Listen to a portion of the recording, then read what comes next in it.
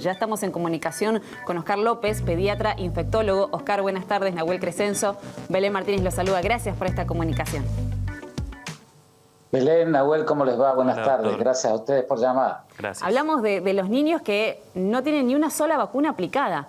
Más de 100.000 niños en la Argentina que se encuentran en esa condición. ¿A qué se debe, doctor?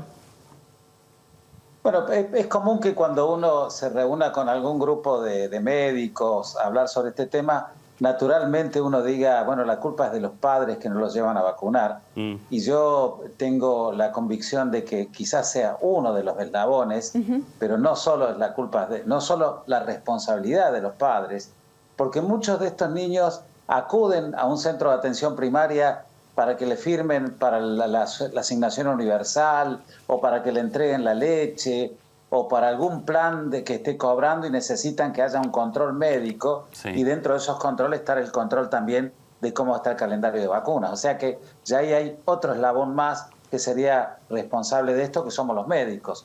Entre medio de ellos están los trabajadores de salud que andan por la calle, los agentes sanitarios o las enfermeras, y también tiene responsabilidad el Estado, porque el Estado debe controlar y supervisar todo esto y no llegar cuando llegan estos informes, el de UNICEF y OMS, que nos habla de que la situación de coberturas de vacunas en el mundo, pero fundamentalmente en nuestro país, en realidad nos debería importar el mundo, porque las vacunas previenen enfermedades inmunoprevenibles que se puede transmitir a través de la frontera, llega con estos datos que son alarmantes, como bien lo mencionaron ustedes, ¿no?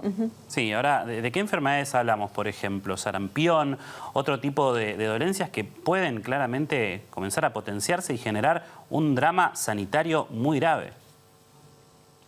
Bueno, nuestro calendario de vacunas, que no se cumple como que debería ser, es uno de los más completos del mundo.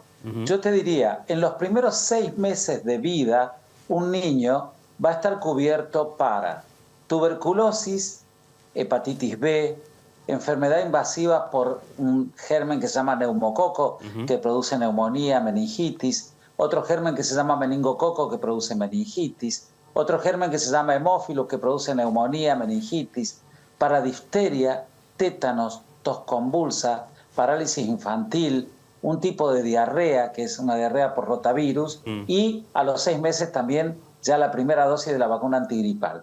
Fíjate vos que en los primeros 6 meses de vida un niño tendría lo que se llama el esquema primario, algunos ya el esquema completo de vacunas para un gran número de enfermedades. Claro.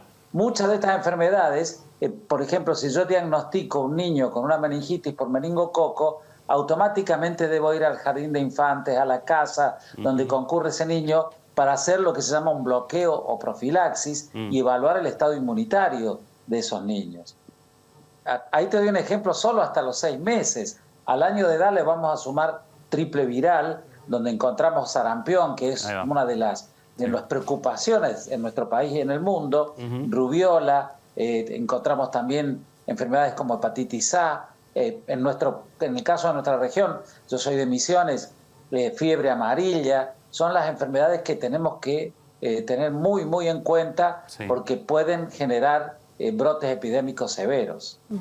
Oscar, las cifras son realmente muy alarmantes en Argentina, pero a nivel mundial también. A nivel mundial se habla de más de 14 millones de niños que no han recibido una sola vacuna a lo largo de los primeros años de su vida. Y también puede ser que influya algún tipo de corriente que se da en los últimos años de unos papás que son tal vez con otras políticas más naturales, que no acceden a ese tipo de medicina, de vacunas, que están en contra. ¿Eso se empezó a dar mucho más en los últimos tiempos?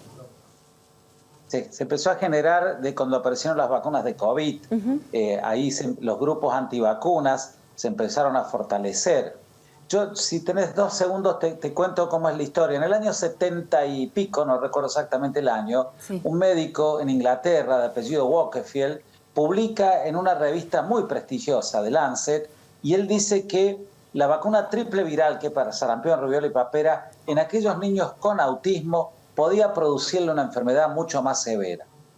Eso genera que se empiecen a formar los grupos antivacunas en contra. Se bajó significativamente la cobertura de vacunas ahí. Unos años después, y a través de acción de un periodista, se descubre que en realidad eso había sido un fraude, que incluso había una razón económica de por medio. Lo que digo está escrito en varias páginas.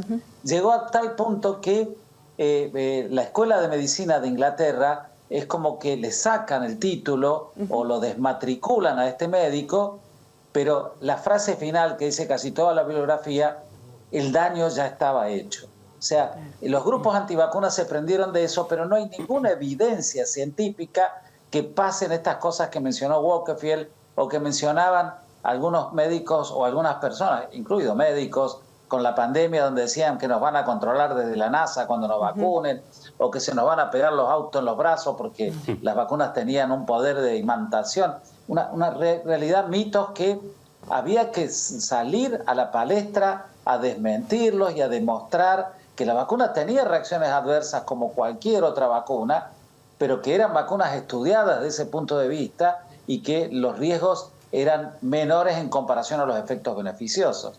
Claro. Y eso es lo que debemos hacer hincapié. Claro. Ustedes, yo les agradezco dándome la participación a mí, o cualquier médico o infectólogo que pueda hablar sobre el tema, nosotros en nuestra consulta diaria, la publicidad que pueda hacer un Estado provincial o nacional con respecto a desmitificar el tema de las vacunas y tratar de alguna manera de llegar a una cobertura del 95%, que es la cobertura que se recomienda en todas las vacunas. O sea, el 95% de una cohorte, de un grupo, debe estar vacunado para saber que esta vacuna va a ser eficaz y efectiva. Sí, hablamos de el pensamiento de personas antivacuna, pero al mismo tiempo de médicos irresponsables, porque ¿cómo puede ser que estos chiquitos recién nacidos no reciban la vacunación en el centro hospitalario, ¿no? Y salgan y no tengan ningún tipo de vacunas? Digo, ahí hay una falla en el control en todo el eslabón, ¿no? Desde el municipio, el hospital, las autoridades,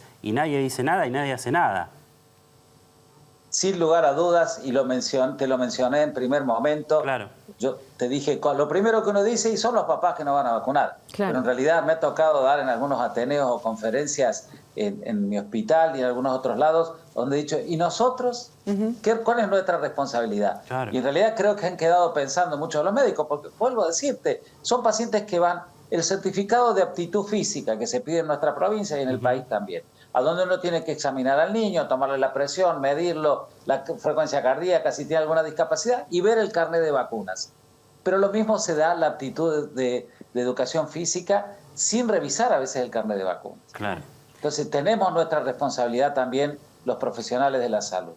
Oscar, más allá de que la responsabilidad de los profesionales de salud está clarísima y hasta deben saber los riesgos, pero de todas maneras, ¿cuáles son esos riesgos que esos niños pueden padecer en el caso de no obtener ningún tipo de vacuna en los primeros años de su vida? Como para alertar mucho más a aquellas familias o a aquellos profesionales que lamentablemente no hicieron nada para que ese niño esté vacunado.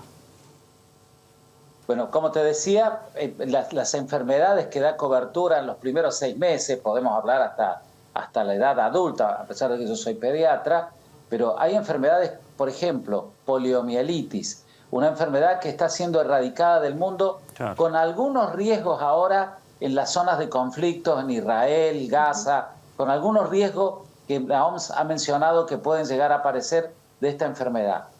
¿Cuál es el riesgo de tener una poliomielitis?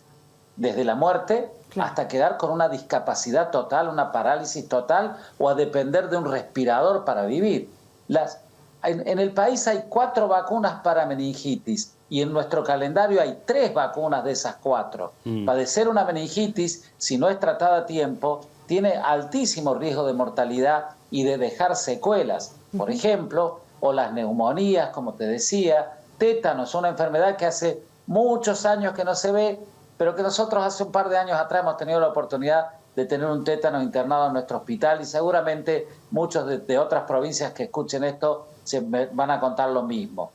Tos convulsa, la coqueluche o la tos larga, como la mencionan, es una enfermedad que en un adulto o en un adolescente le va a producir tos durante 2, 3, 4 meses, pero en un niño pequeño tiene alta mortalidad. Claro. Lamentablemente tengo que mencionarlo de esta manera. No, es que esa es la intención de mi pregunta. De esta manera, pero para que la gente entienda que las vacunas, que pueden producir fiebre en un 20% de los casos, o alguna reacción distinta, o dolor en el sitio de aplicación, pero que previene enfermedades que pueden producir la muerte o que pueden producir brotes epidémicos o pandémicos como el que vivimos con COVID. Claro.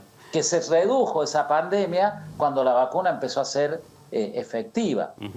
Por lo tanto, eso es lo que debemos pensar, que es, además me vacuno yo para cuidarme a mí y para cuidar a mi vecino. Sí. Para cuidar al que está al lado mío, a mi compañero del colegio, a mi compañero de trabajo, porque de alguna forma, si hay más gente más vacunada, aquellos que no, por alguna razón no se vacunaron, porque no quisieron o no pudieron, van a estar cubiertos porque van a estar rodeados por gente inmunizada. Y aparte, retrasar o que no vuelvan estas enfermedades que para la Argentina están o estaban erradicadas en muchos casos, ¿no? Sin lugar a dudas. Eso, el sarampión, Argentina, en plena pandemia recibimos de OMS la certificación de que estábamos libres de sarampión, pero corremos el riesgo permanentemente de que aparezca algún caso. El sarampión es una enfermedad que tiene mucha probabilidad de contagiarse rápidamente en los convivientes, o sea que cuando aparece un caso, si yo no tengo gente inmunizada, vacunada alrededor, el riesgo de que se arme un brote es grave. Y en los niños pequeños es una enfermedad grave también. Gracias, doctor. Gracias, Oscar, por su tiempo y por todos los conceptos brindados. Muy amable.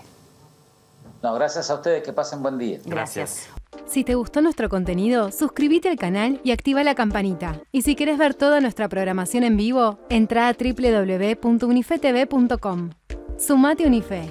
Sumate un buen día.